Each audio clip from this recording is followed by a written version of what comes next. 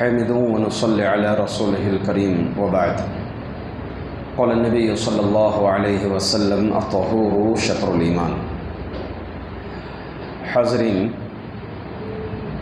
جسم کی پاکی صفائی سے متعلق ہماری گفتگو شروع ہوئی تھی۔ تین باتوں پر ہماری گفتگو ہوئی تھی۔ ایک، اپنے منہ کو صاف رکھنا، اور دوسری چیز اپنی ناک کو صاف رکھنا، اور تیسری چیز ناخن نکالنا۔ جیسا کہ حدیث میں ہے، اللہ کے رسول صلی اللہ علیہ وسلم نے فرمایا خمس من الفطرہ، ایک روایت میں ہے 10 من الفطرہ، 10 چیزیں فطرت میں سے ہیں، یعنی جسم کو پاک صاف رکھنے کے سلسلے میں یہ 10 چیزیں ہیں۔ تو 3 چیزوں کے متعلق ہماری گفتگو ہو گئی۔ چوتھی چیز ہے جس کا پاک صاف رکھنے کے تعلق سے حکم دیا گیا ہے، وہ ہے غسل البراجم، یعنی جسم کے اندر جو جوڑ ہوتے ہیں ان جوڑوں کو پاک صاف رکھنا۔ اب جوڑ سے مراد کون سے جوڑ ہیں؟ وہ جسم کا ہر وہ حصہ جہاں پر دھول جمنے کی یا گندگی جمنے کی گنجائش ہوتی ہے، اس حصے کو خصوصاً پاک صاف رکھنا چاہیے۔ جیسے کسی کے موٹاپے پر گلے میں اس طرح سے جوڑ وغیرہ آ جاتے ہیں، یا جسم کے اندر یہ جو انگلیاں ہیں، انگلیوں میں جوڑ ہوتے ہیں، دیگر جسم کے اپنا جسم کے حساب سے جہاں بھی جوڑ ہو ان جوڑوں کو پاک صاف رکھنے کے سلسلے میں شریعت مطہرہ تاکید کی ہے۔ اسی طرح سے 5ویں چیز ہے غسل کرنا، اپنے جسم کو پاک صاف رکھنا۔ غسل کی 2 قسمیں ہیں، ایک ہے غسل طہارت، غسل نظافت، اور دوسرا ہے غسل طہارت۔ غسل طہارت کس کو کہتے ہیں؟ جو ناپاکی کی وجہ سے، یعنی جس کی وجہ سے انسان کی عبادت قبول نہیں ہوتی، نماز قبول نہیں ہوتی، وہ غسل۔ اب وہ عورتوں کے مسائل ہیں، حیض ہو، نفاس ہو، تو اس سے غسل کرنا، مردوں کے لیے منی کا نکل جانا یا پھر ہم بستری کرنا، یہ غسل طہارت میں سے آ جاتی ہیں۔ تو ایک ہے غسل طہارت جس کا غسل کرنا، جس کا دھونا، جسم دھونا واجب ہو جاتا ہے اور کمپلسری ہو جاتا ہے۔ اس کے علاوہ دوسری قسم ہے غسل نظافت۔ غسل نظافت عام پاکی، جیسے اگر کوئی محسوس کرتا ہے اپنے جسم میں پسینہ محسوس کرتا ہے، یا پھر دور دراز جا کر کے آیا اپنے جسم میں گندگی محسوس کرتا ہے، دھول محسوس کرتا ہے، دھول دھال میں کھیل ویل کے آیا، کام کاج کر کے آیا، تو اپنے جسم کو پاک صاف رکھنے کے لیے، نظیف رکھنے کے سلسلے میں جو غسل کیا جاتا ہے اس کو غسل نظافت کہتے ہیں۔ تو غسل نظافت کے سلسلے میں، عموماً غسل کے سلسلے میں بعض علماء کا کہنا یہ ہے کہ اللہ کے رسول صلی اللہ علیہ وسلم کی یہ حدیث غسل یوم الجمعۃ واجب علی کل مسلم، کہ ہر مسلمان کو جمعہ کے دن نہانا واجب ہے۔ اس سلسلے میں بعض علماء اکرام کہتے ہیں کہ کم از کم ہفتے میں ہر جمعہ کو نہانا واجب ہے۔ بعض علماء کے نزدیک یہ واجب ہے جو جمعہ کا غسل ہے، جبکہ دیگر فقہا کے نزدیک یہ غسل مستحب ہے۔ تو اس کے تحت علماء اکرام کہتے ہیں کہ کم از کم ایک بندہ مومن کو ہفتے میں 1 مرتبہ تو کم از کم نہانا ہے۔ باقی اپنے حساب سے جیسے وہ گندگی محسوس کرے، پسینے کی بو محسوس کرے، جیسے وہ محسوس کرتا ہے اس حساب سے وہ اس کو غسل کرنا چاہیے۔ اسی طرح سے جن چیزوں کو پاک صاف رکھنا ہے اس میں سے ہے خوشبو کا استعمال۔ اب خوشبو کے استعمال میں عموماً آپ لوگوں کے شاید ذہن میں یہ سوال آتا ہوگا کہ خوشبو تو کپڑوں پر ملی جاتی ہے، تو یہ جسم کی پاکی صفائی میں اس کا دخل کہاں سے ہے؟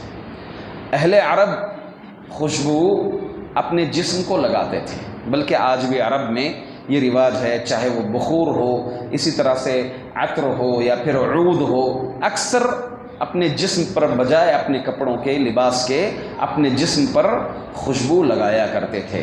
تو اس اعتبار سے اللہ کے رسول صلی اللہ علیہ وسلم کی خود حدیث بھی ہے کہ حبب الی من الدنیا، کہ دنیا کی جو محبوب دنیا کی چیزوں میں سے اللہ کے رسول صلی اللہ علیہ وسلم کو عورت اور اسی طرح سے خوشبو، یہ اللہ کے رسول صلی اللہ علیہ وسلم فرماتے ہیں کہ یہ محبوب کر دی گئی ہے، اور اللہ کے رسول صلی اللہ علیہ وسلم کو رسول اللہ صلی اللہ علیہ وسلم کی پسندیدہ چیزوں میں سے ہے خوشبو۔ اب رہا آپ صلی اللہ علیہ وسلم کا مسئلہ کہ اللہ کے رسول صلی اللہ علیہ وسلم کا پسینہ خود خوشبودار تھا۔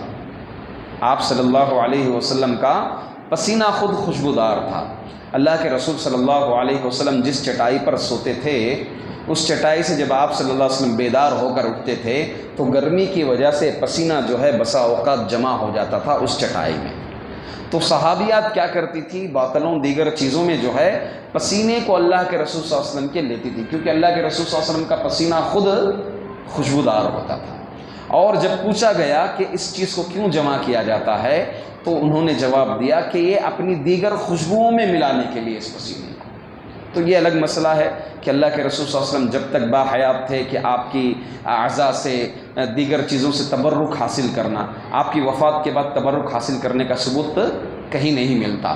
تو آپ صلی اللہ علیہ وسلم جب تک باحیات تھے، آپ کے وضو کے پانی کے سلسلے میں ہو، آپ کے جسم کے دیگر اعضاء کے سلسلے میں ہو، یہ اللہ کے رسول صلی اللہ علیہ وسلم سے لوگ کیا کرتے تھے، فائدہ اٹھاتے تھے۔ تو پسینے سے بھی اللہ کے رسول صلی اللہ علیہ وسلم کے صحابیات کیا ہے جمع کرتے تھے اور اس کو اپنی دیگر خوشبوؤں میں جمع کرتے تھے، ملاتے تھے۔ تو اب سوچئے اللہ کے رسول صلی اللہ علیہ وسلم کا بذات خود پسینہ اتنا خوشبودار تھا، اس کے باوجود بھی اللہ کے رسول صلی اللہ علیہ وسلم خوشبو لگاتے تھے۔ عائشہ رضی اللہ عنہا اللہ کے رسول صلی اللہ علیہ وسلم کو عمرہ حج جاتے سمے احرام باندھنے سے پہلے آپ جسم پر خوشبو لگاتے تھے۔ اللہ کے رسول صلی اللہ علیہ وسلم جسم پر خوشبو لگانا یہ مستحب عمل ہے۔ جو احرام کے آداب میں سے ہیں اس میں سے ایک چیز یہ ہے کہ اب نہانے کے بعد، غسل کرنے کے بعد، احرام پہننے سے قبل جسم کو خوشبو لگانا۔ تو میرے کیف اسی لیے ذکر کیا گیا، یہ بدن کی پاکی میں سے اسی لیے ذکر کیا گیا کہ اہل عرب جسم پر کیا لگاتے تھے، خوشبو لگاتے تھے، بلکہ ہندوستان میں بھی بعض افراد جو ہے یہ اس پر عمل پیرا ہیں کہ جسم پر جو ہے خوشبو لگاتے ہیں، اور اسی لیے عشر من الفطرہ میں سے خوشبو کا استعمال بھی جو ہے اسی لیے ذکر کیا گیا۔ اب رہا ایک مسئلہ کہ کیا عورت خوشبو لگا سکتی ہے؟ کیا عورت خوشبو لگا سکتی ہے؟ دیکھیے حدیث عموم ہے، عورت بھی خوشبو لگا سکتی ہے۔ جس طرح مرد کے لیے خوشبو ہے ویسے ہی عورت کے لیے بھی خوشبو ہے۔ ہاں، اس سلسلے میں تھوڑا اس مسئلے کو سمجھنا ہے۔ پہلی چیز یہ ہے کہ عورت کی خوشبو اور مرد کی خوشبو کی تفریق کے سلسلے میں نبی اکرم صلی اللہ علیہ وسلم نے یہ فرمایا کہ مرد کی خوشبو رنگ کم ہوتا ہے اور خوشبو زیادہ ہوتی ہے، جبکہ عورت کی خوشبو میں رنگ زیادہ ہوتا ہے اور خوشبو کم ہوتی ہے۔ دوسرا مسئلہ کہ عورتیں خوشبو لگا سکتی ہیں بشرط یہ کہ ان کا خوشبو لگا کر کے مردوں کی محفل میں، اجنبی مردوں کی محفل میں جانا، غیر محرم مردوں کی محفل میں جانا یہ قطعاً درست نہیں ہے، بلکہ اللہ کے رسول صلی اللہ علیہ وسلم نے زانیہ کہا ہے۔ اللہ کے رسول صلی اللہ علیہ وسلم فرماتے ہیں، حدیث میں آتا ہے ایما امرأۃ استعطرت فمرت بالقوم لیجدوا ریحها فہی زانیہ، کہ کوئی بھی عورت خوشبو ملتی ہے اور پھر کسی قوم کے پاس سے گزرتی ہے تو اللہ کے رسول صلی اللہ علیہ وسلم نے کہا تاکہ اس کی خوشبو محسوس کر لیں اجنبی احباب، تو کہا کہ یہ زانیہ عورت ہے۔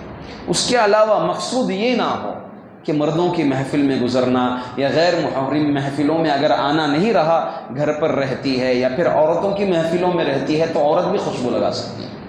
جیسے حتیٰ کہ فتاوے میں یہ تک بھی فتاویٰ آتا ہے، شیخ صالح فوزان، شیخ ابن عثیمین کا فتاویٰ یہ تک بھی ہے کہ اگر کوئی عورت گھر سے نکلتی ہے، محفوظ ہے، دیگر اجنبی محفلوں سے گزرتی نہیں، دیگر لوگوں سے گزرتی نہیں، ڈائریکٹ جو ہے ایسی جگہ ایسے مقام پر پہنچتی ہے جہاں عورتوں کی، خواتین کی محفلیں ہیں، تو وہاں پر ایسی محفل میں لگانا اس کا درست ہے۔